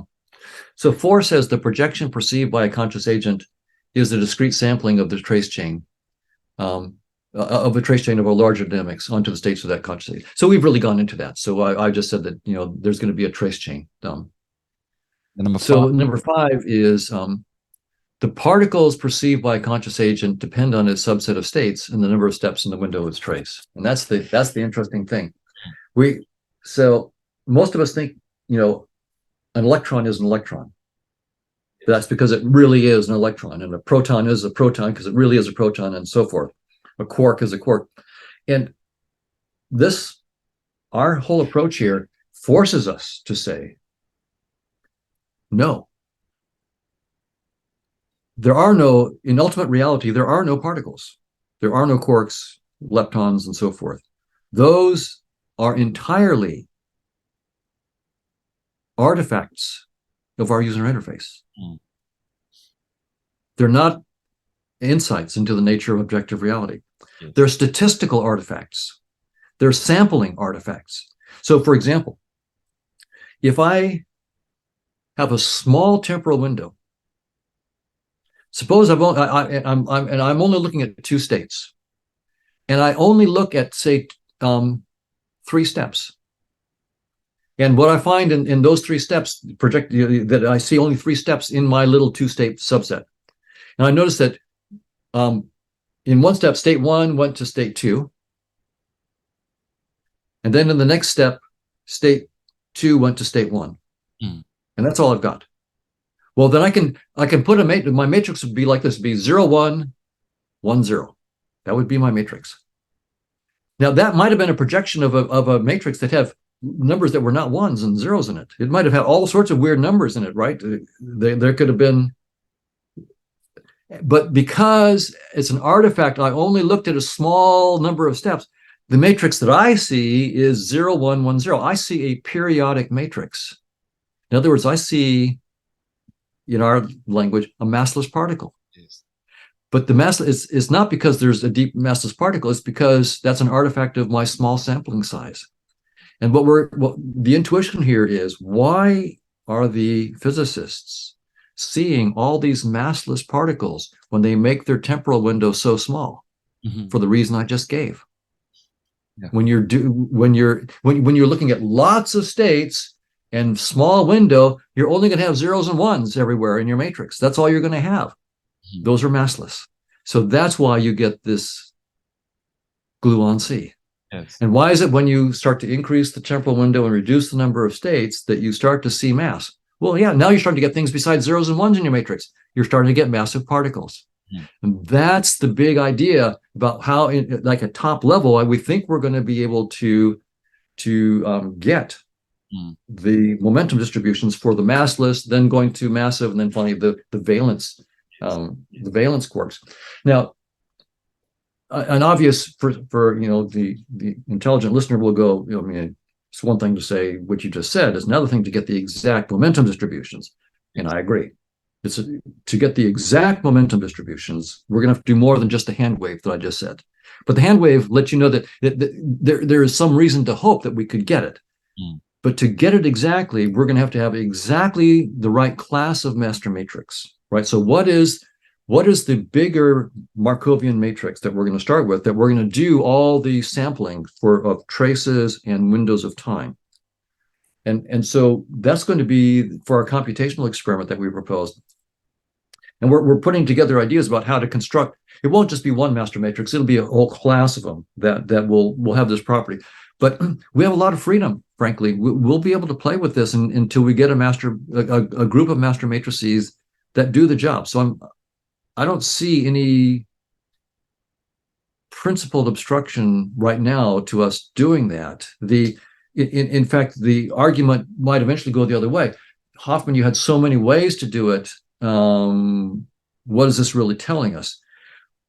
And the answer, I think, will probably be, we had so many ways that wouldn't do it as well. So this is very interesting to ask, if there's this huge dynamics of conscious agents, what trivial aspect of it is being captured by our space-time? In other words, we think of space-time as the be-all and end-all, and what we're going to be saying is, no way. Space-time is one of an infinity of different user interfaces, an infinity. And we have to let go of the constraint on our thinking and our creativity and open up to the possibility that there's all these other interfaces. And so by showing that, maybe we'll find that there's a whole class of matrices, an infinite class of matrices that will give us our space-time. But we'll show that infinite class of matrices has measure 0 in the set of bigger matrices. And that will sort of make the point that space-time is just a headset. And in my view, as I've said in a number of podcasts, I think we got a cheap model. Got it's only 3 dimensions of space. I would like to be able to visualize in 20 dimensions or 1,000 dimensions, and I can't. I feel really real stupid. I mean, I can imagine a 3-dimensional geometric puzzle, and I can see it. A 4-dimensional geometric puzzle, completely beyond me. 10-dimensional, Now it's like theorem and proof to even crawl your way up to figure out what's going on with the geometry of an object in 10 dimensions. And we're doing that. I mean, Chetan and I and our team, we're trying to study these the space of all possible Markov kernels, like the space of all 10 by 10 Markov kernels is a polytope. And it's the Markov polytope of, on 10 states. And it's, I've forgotten how many dimensions. I think it's an n to the, so it's a 10 to the 10th dimensional space. And it's it's a 10.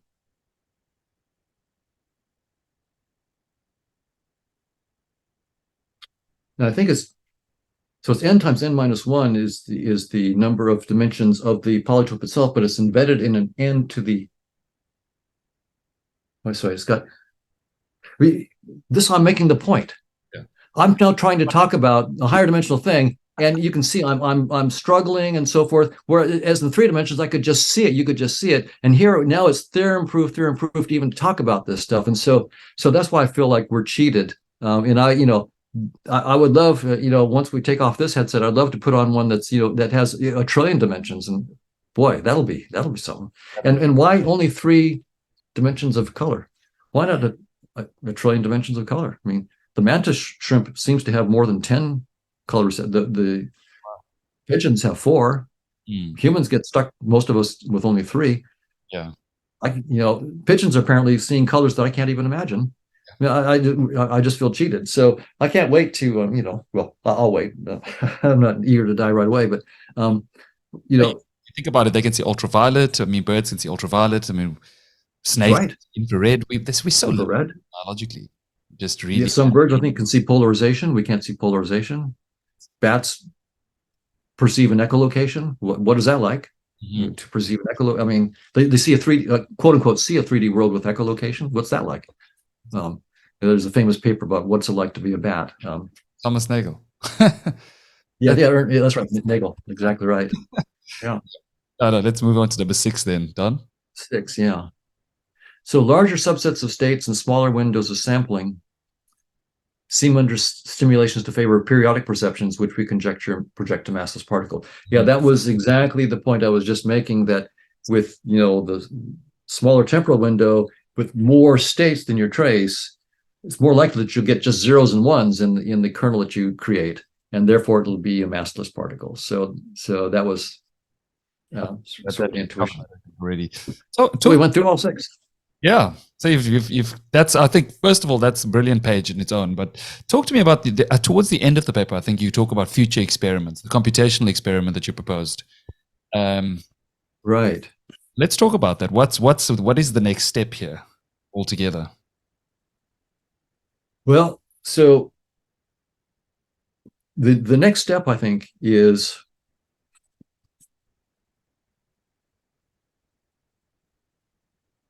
we're going to need some bigger computers. Because these Markov chains, as the number of states grows, as n grows, the number of entries in the Markov kernel grows as n squared. It grows exponentially. It's going to continue to go. It's huge. So the next step is going to be, I think there's a few steps, and so I can use this as a recruiting time. we need some geniuses to help us out. The pedestrian thing will be to find, and it's not pedestrian, but it's, relatively pedestrian, as I mentioned, to find this class of master Markov chains and the set of subsets of states and windows, temporal windows, that will give us the momentum distributions that are seen inside the quark. Mm-hmm. But now that's just the first baby. That's what this proposal is about, and that's the whole thing for this proposal. But that's obviously just the first baby step. And if we can't do that, then we're wrong. But if we do that, that doesn't mean we're done. It means we've taken our very first baby step. There's this huge world to explore now. So, a part of the exploration. we really then want to understand in greater detail this mapping from the Markovian dynamics, the Markov kernels, through decorated permutations into spacetime. That really needs, right now, the physicists are working really hard on that. I mean, among them are Nima Arkani Hamed and his collaborators, and they were the ones who discovered the decorated permutations, the amplituhedron, but they haven't stopped there. They're looking. They've got stuff on effective field theories and what they call the EFT-hedron, and so there's, I think, a lot of algebraic geometry. We need an algebraic geometer, someone with a brilliant mind and a Ph.D. in algebraic geometry to work with us on. And so if there's someone who's listening to this and you have a Ph.D. in algebraic geometry and you find this interesting, contact me, because we had a wonderful friend, Bruce Bennett, a brilliant algebraic geometer, and he died. We've lost him, and we need an algebraic geometer to help us here, because a lot of this stuff is the connections we need to make require algebraic geometry, and that is an incredibly difficult branch of mathematics. It's way above my pay grade. I mean, way above my pay grade. Yeah. So we need people way above my pay grade here to work on this, but that will really nail down, right, our mapping between Markov kernels and decorated permutations and the algorithm. I mean, that's an important link. But it's like the initial bridge. We need to build a multi-lane highway, to bridge the conscious agent domain into space-time. So we really need, now that we know that we think we have a connection, we need to have really smart people working with us to help us, where I won't even be able to understand what they say. I mean, it's algebraic geometry is really, but I will try. I will give it my level best. So there's a ton of work in algebraic geometry to really nail down exactly how the properties of the Markovian dynamics map to properties like unitarity, locality, and so forth inside space-time, and really all the complexities of that the physicists have found in quantum field theory. I mean, quantum field theory is incredibly complicated kind of thing. There are all sorts of interesting Casimir effect and all this interesting stuff. Getting these momentum distributions inside the proton, we chose that not because it's the most important, but because we think it's perhaps the easiest thing we could do immediately to make people say, "Oh, yeah, well, it's not obviously wrong. Okay, they can do something. It's small, but they can do something. Maybe then we can get, real smart people." Yeah. Way above my pay grade, who can then start to move in, who know their quantum field theory and know algebraic geometry, and there are a bunch of other branches of mathematics that are going to be. So in other words, if we succeed beyond my wildest hopes in this, we will have only taken a tiny baby step, and we really need reinforcements from really smart people to move it forward. Yeah, and a lot of different mathematics is going to be the king here. Well, of course, we need the theoretical physicists who know the current theoretical physics, because that's what we have to project to as the limiting case. But for my money, it's going to be the mathematical physicists, who are going to really be able to bring this thing home. I think, to just summarize this last part of the paper, you said the computational experiment proposed here explores how the strong force which dominates inside protons may arise from a dynamics of conscious agents. Future computational experiments will explore gravity, the weak force, the electromagnetic force, dark matter, and cosmology, from the Big Bang to the entropic death of the universe. I mean, there's so many areas here you're going to explore. Which ones are you most excited about? Well, I feel like a kid in a candy store. I want to know them all, and I want to explore them all. But each one will require a team of geniuses. Yeah, different expertise as well to do it. But I'll just give you one.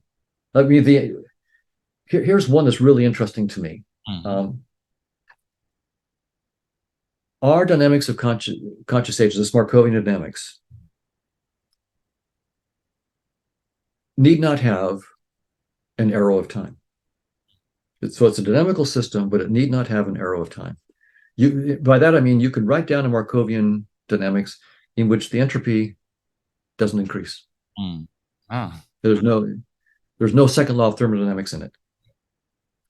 But it's a theorem that if you take such a dynamics and you project it by conditional probability. So I've got this big dynamics, it has no arrow of time, but I'm going to project it in a way that loses a little bit of information, but I got a projected dynamic. So I've got a new Markovian dynamics, but it's slightly simpler than the bigger one because it's a projection.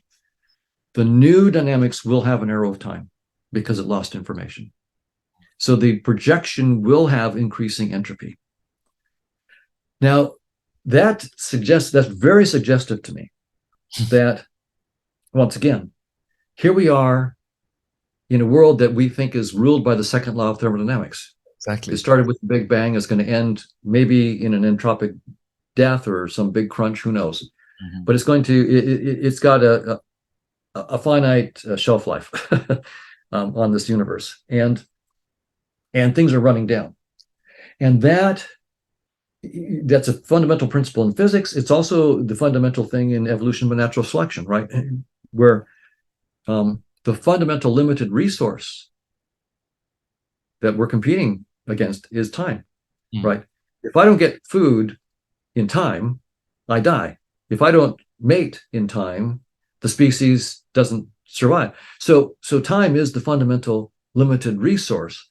And so this fact suggests to me that, of course, we expected to get space and time as artifacts of the projection.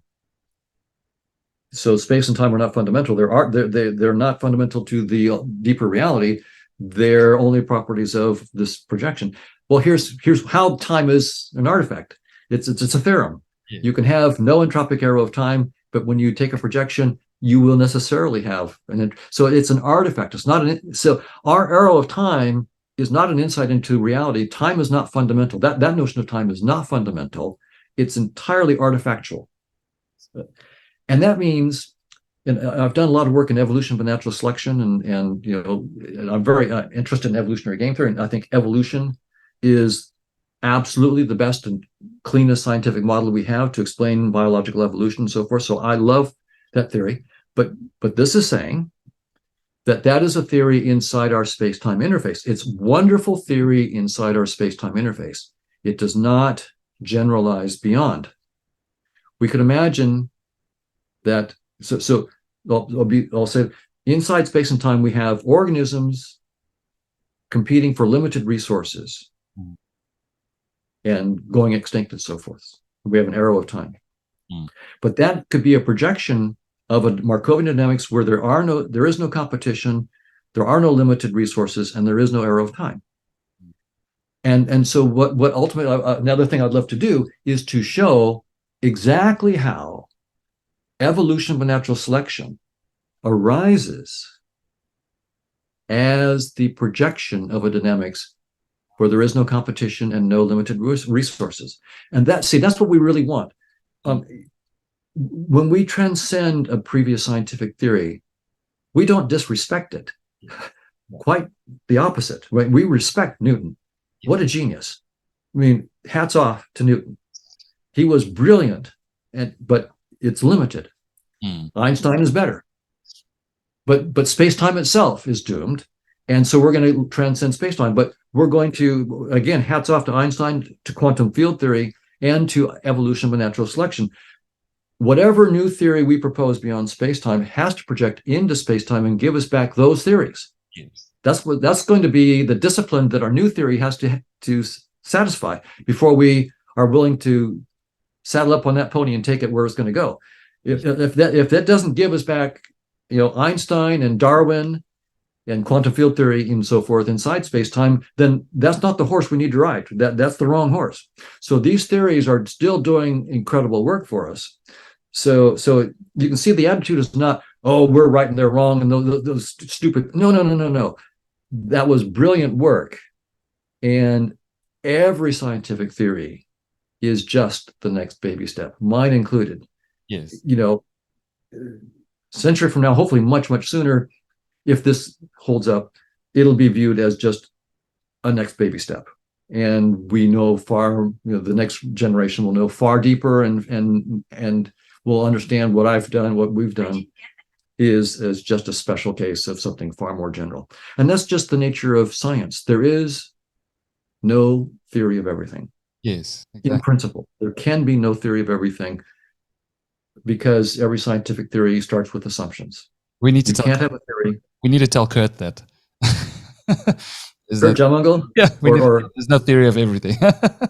Oh, right. Yeah, it's theory of everything. Well, and I think most scientists who talk about a theory of everything is with a wink and a nod, because I think they understand that, and I think Kurt as well. No, for sure. I think he understands. The same goes with this podcast as well, when you think about it, because I called it Mind-Body Solution, paying homage to the mind-body problem, but I don't really think we're going to find the solution. It's more of it's just in the name. It's more, yeah, that's right. The hunt. Yes, it's more about the hunt. Mm-hmm. But in principle, we can never get a final theory of everything, because every theory has to have assumptions, and those are the things that you don't assume. That you don't explain. You assume them, but you don't explain them. Exactly. So that means we'll never get the final explanation. Although we may be ourselves the final explanation. There are theories in which you are what you're looking for, but you'll never be able to write it down. So you are it, but you can't write it down because you transcend anything that you can write down. But this is infinite job security for science, and I love that. I love that as well. I mean, your goal is to give the scientific community a reason to take seriously the idea that consciousness is fundamental, that consciousness can be modeled with precise mathematics and make precise experimental predictions, and that the dynamics of consciousness gives rise to space-time physics by projection. Yeah. And when you think about this whole journey and everything you've done regarding this paper specifically, what has been the most fascinating aspect of it all, and just the coolest part of it all for you? For me, it blew me away. A couple things blew me away just in the last year. A year ago, we didn't have this mapping from Markov chains to the decorated permutations. Yeah. And when we could do that, a light went on in me. I go, oh, wow, this is real. This is a real potential here. And then when we said, okay, well, that's cool, but you need to get mass, spin, and energy momentum, and you've got to get those from kernels. Good luck. And when they started cracking, when we started getting what we just described today, and then when we got that hyperfine structure prediction, that was when I began to start to believe that this might be the next baby step. This might actually be it. I couldn't believe. It seemed too good to be true. So we'll see. Maybe it is too good to be true. Maybe it is. But what I would say is this: the thing you read at the end about trying to make precise predictions and so forth. That's what makes what we're doing here different from panpsychist approaches, where again, these are my good friends and so forth, so there's nothing personal here at all. And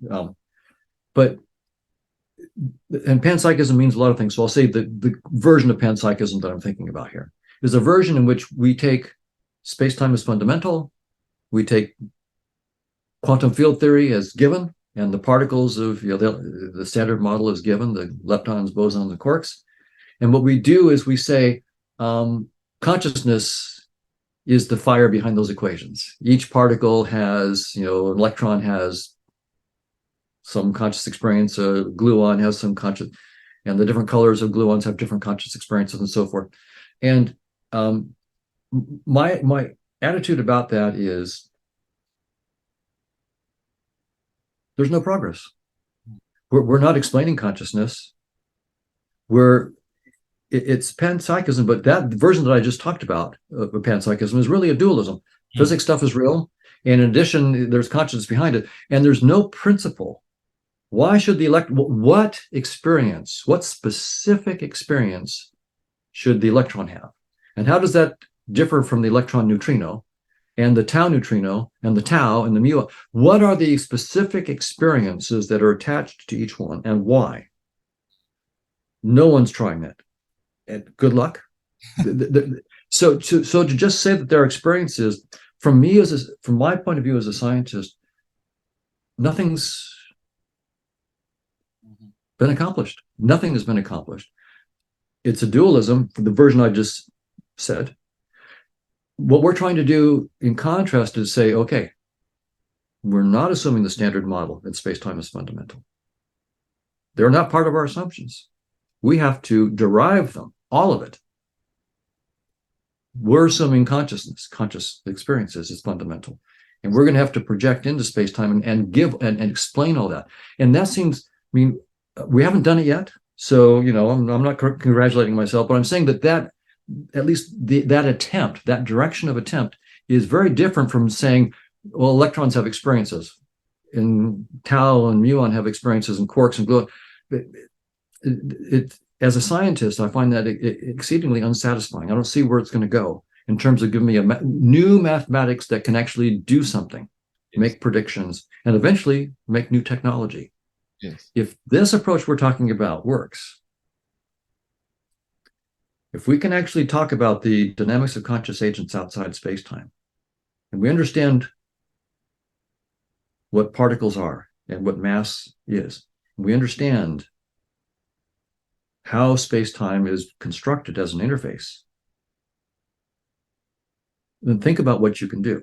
If you're playing Grand Theft Auto, you're a user. You might be a super user, and you're able to drive your car and outrun everybody. That's fantastic. That's a great skill. But if you know the code, if you understand Grand Theft Auto is just a piece of software, and you wrote the code, or you know how it's written, then you can do stuff that's completely miraculous to the guy who's the expert inside Grand Theft. You can take all the gas out of his tank. You can give him flat tires. You can take away a steering wheel, or you could change the geometry of the road he's driving. Or you can get him from A to B without going through the space. You can just get him. You could appear anywhere you want to in space. So if it's really possible for us to show how space-time is just a headset, and we know the software of conscious agents that creates that headset, and it turns out we can tinker with that software. I mean, there's a question whether we can tinker with it, but if we can tinker with it, then the Andromeda galaxy is something like 2.4 million light years away. Going through space-time, we're not going to get there anytime soon. But what if we don't have to go through space-time? What if we can just go around space-time and just be there? The technologies that this might open up are completely mind-blowing. So that's, and again, I'm not saying that it's guaranteed, but I can guarantee you that the panpsychist version thing that I said will never get there. There's nothing that even has a hope. This at least has a hope. We'll see if the hope is dashed, but at least it's a direction where it might happen. We'll see. I mean, if it does, it's absolutely crazy. I'm pretty sure someone who's listening to this last portion of the podcast, if they just decided to listen to it, they think we're talking about some crazy things. I mean, it's highly plausible when you take everything into account. It makes sense. That's could possibly be the future. That's right. But to someone who believes in flat Earth, around Earth is a crazy thing. Yeah, exactly. Done. I mean, this is the last time we did this thing where I told you last minute objections, anything you think you're going to get any sort of feedback on, perhaps counter arguments. This is like a chance for you to just express certain views, and anything about this paper that you find you didn't speak about yet that you want to just clarify or mention. Just one thing that I'll point out. These are objections that I get all the time in emails from people, and they'll say also two things. So Hoffman, of course, you say that what we see is not the truth. It's our construction. Well, what if a car hits you from behind? You didn't see it coming, but it still killed you. So there you go. It's all over. The car really does exist, and that's simply just not a counterexample. I mean, if you're again in Grand Theft Auto, right, and you're driving, and there's if you look behind you and you see that the red Porsche is about to come up and crash you from behind, right? Well, if you don't look, you're not going to see that red Porsche, and you're not going to render it. So there's no red Porsche, right? There, in the supercomputer, there is no red Porsche. Does that mean that you're not going to get hit from behind anyway and have damaged? No, you're still going to get hit. But there was no red Porsche. There's some reality, namely the supercomputer and the software, that's going to enforce. But the reality is not what you see in your headset. So that's so for that whole class of arguments. Well, Hoffman, why don't you step off a cliff? It will kill you, even if you don't think it's real. All those, just my response for people who have those objections. If you just think about putting on a headset and being in a virtual reality game, just run your question, the same thing that you think is an objection to what I'm saying, just run it in virtual reality and see if it still flies there. When you think about it in virtual reality, you'll realize, oh, wow, it would happen even if I didn't render it. But it doesn't, the rendered thing doesn't exist. The Porsche doesn't exist. The cliff doesn't exist until I render it. But the software is not the Porsche or the cliff. The software is something utterly outside the headset. And that is a reality. So I'm not denying a reality. I'm denying that space-time is the reality. Mm-hmm. So that's one objection. The other objection, and hopefully that will save a lot, thousands of people having to write me emails saying, here's an obvious objection to what you're saying. The funny thing about that is that you obviously claim that consciousness is fundamental, but then you've got people like Dennett and Frankish who also get told the same counter-argument. I mean, if consciousness doesn't exist, I get knocked by a bus. Didn't really happen. That's exactly right. Yeah, that's quite funny. Exactly, because I'm conscious and that's quite and by the way, they're both wonderful men. I mean, even though we disagree, I mean, they're great and they're brilliant, and I'm glad to have people that bright that disagree. Yeah, and then your other objection that just raised real quick is the objection that when I say that evolution by natural, and I didn't go into that too much today, but when I say that evolution by natural selection, we use evolutionary game theory to show that we evolved not to see the truth, that natural selection would not shape us to see the truth. There are a lot of people, including some professional philosophers, who have come back and said, that is self-contradictory. And the contradiction is this. So evolution by natural selection, Darwin's idea is that there are physical objects called organisms competing in space and time for physical resources like food and mates. And now evolutionary game theory is a mathematical statement that's supposed to capture Darwin's idea. Now, either evolutionary game theory succeeded and it faithfully represents Darwin's ideas, or it didn't. If it didn't, then you can't use evolutionary game theory to show that organisms and space-time are doomed. Okay. And if it did, if evolutionary game theory does successfully capture Darwin's ideas, then you couldn't possibly use it to show that he was wrong. Yeah. So there's no way that you can do what you're doing without shooting yourself in the foot, logically, either way. So as one philosopher put it, Hoffman is in an unfortunate dialectical situation. Okay, so I'm in an unfortunate dialectical situation. And my response is, no, I'm in the normal situation of how science progresses from one theory to the next. The way science progresses is you take your ideas, like Einstein's idea, that space-time is fundamental and the speed of light is universal. And that if you're an elevator and you're falling, you'll be massless. You would weigh nothing. Those are his intuitions. He labors and labors and labors for general relativity for many, many years. And sleepless nights, deep struggle. In 1915, he puts down his field equations. Okay.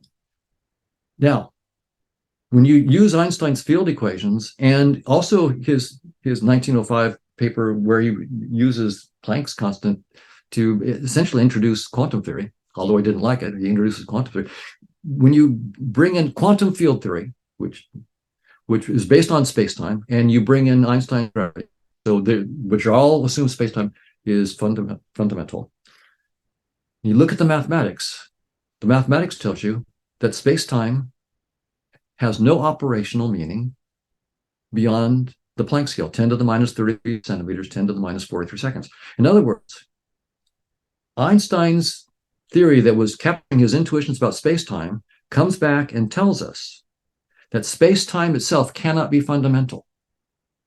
So Einstein is now in this very unfortunate dialectical situation. Either these mathematically precise theories captured Einstein's intuitions or they did not. If they did not, then they couldn't possibly show that space-time is not fundamental. And if they did capture his intuitions, then they wouldn't contradict him. That's the mistake. They wouldn't contradict him. Every scientific theory has premises. And when you make, but it has a limited scope. Every scientific theory has a limited scope. When you write down the mathematics, what you hope is your mathematics is precise enough to find what is the limited scope of your assumptions. How far do your assumptions go and where do they stop? Because a scientific theory is not a theory of everything. It has a limited range. So what the power of science is we make our mathematics, our assumptions precise, not so that our assumptions can never be disproved, but so that we can find their limits and say, space-time is great until you get to 10 to the minus 33 centimeters, and then goodbye. And so that's the way science progresses, is by one set of equations, capturing one set of intuitions and showing you their limits, and then being the test bed for your next set of ideas, because now you have to take a leap, right? There's this, and this is the fun of science. Well, part of the fun. I mean, the mathematics is fun too, if you're a mathematician. It's hard for me. Yeah. I can see how it could be fun, but it's just hard for me. But the fun is now you have to take a creative leap to get a new framework and then project it back into the old framework and make sure you get that old framework or generalization of that old framework. The old framework can't tell you what leap to take, but it can tell you if the leap was wrong, because if it doesn't project back so that's how science progresses. It's not that if our mathematical theories capture our intuitions, they could never prove us wrong. It's that mathematical theories that capture our intuitions better show us the limits of those assumptions, or they're not terribly useful, right? Because we know we don't have the final theory. We know that. The only question is, are our equations smart enough to help us to see the limits of our current theory or not? If not, then our mathematics hasn't gone far enough. We need to get a deeper mathematics to find the limits of our current. So that's at some point I have to write a paper to respond to, because this has been published in philosophy journals and so forth, and so I'll need. But there's a finite amount of time, and I think addressing it here is easy. It takes me 10 minutes to address it. Writing the paper would take me months, and I'm not sure at this point in my life I want to spend months doing that when I have some other more fun stuff to do. Exactly. So who knows, I may never respond in writing. This may be the only thing I do. We'll see. I think, look, ideally, you're doing a great job at the moment. I mean, I've watched many of your podcasts. You do such a fantastic job at there's certain repetitive answers that you've got that work perfectly. So when I watch some of your interviews, I enjoy that some of your answers are well rehearsed, in the sense that you know exactly what's been working and what isn't. And I think that's right. This can be very complicated, so it's helpful to cut through it all and try to get to the clean intuition, because otherwise it can be very murky. Yeah. Don, before we end, this paper specifically, I mean, let's just summarize it. The fact is that subatomic particles created from consciousness. That's pretty much what we're talking about. That's the proposal. I wouldn't say the fact, but I would say that's the proposal. Anything about this paper that you want to talk about in detail, specifically, that you feel we haven't touched on, that you want to address? Not today, except to say that it should be posted pretty soon, and within a week and a half it should be posted. online, and I can send you a link to when the Institute of Noetic Sciences posts a link, but it's going to be Saturday, June 24th at 11 o'clock a.m. Pacific time, that there's going to be a live Zoom where all the three groups that got awarded this prize will be discussing their proposals. And so I recommend, it's free. People can log on. Yeah. And I'm excited for that. Thank you, Don. It's once again a pleasure. It's always been a pleasure to been following. Thank you so much, Devin. I really appreciate it. I mean, you ask great questions. And thank you so much. I mean, I can't wait to continue to watch this journey and hopefully continue to interact about it. Every paper that comes out, you can expect an email from me. I'll be happy to do. I'll be happy to alert you to the papers too. Absolutely. No, it's been a pleasure. Thank you so much, Don, and good luck. Thank you. I cannot wait for this paper to be published, and I'm looking forward to I think the viewers are in for a treat for this one. I mean, it's pretty epic work. Thank you so much.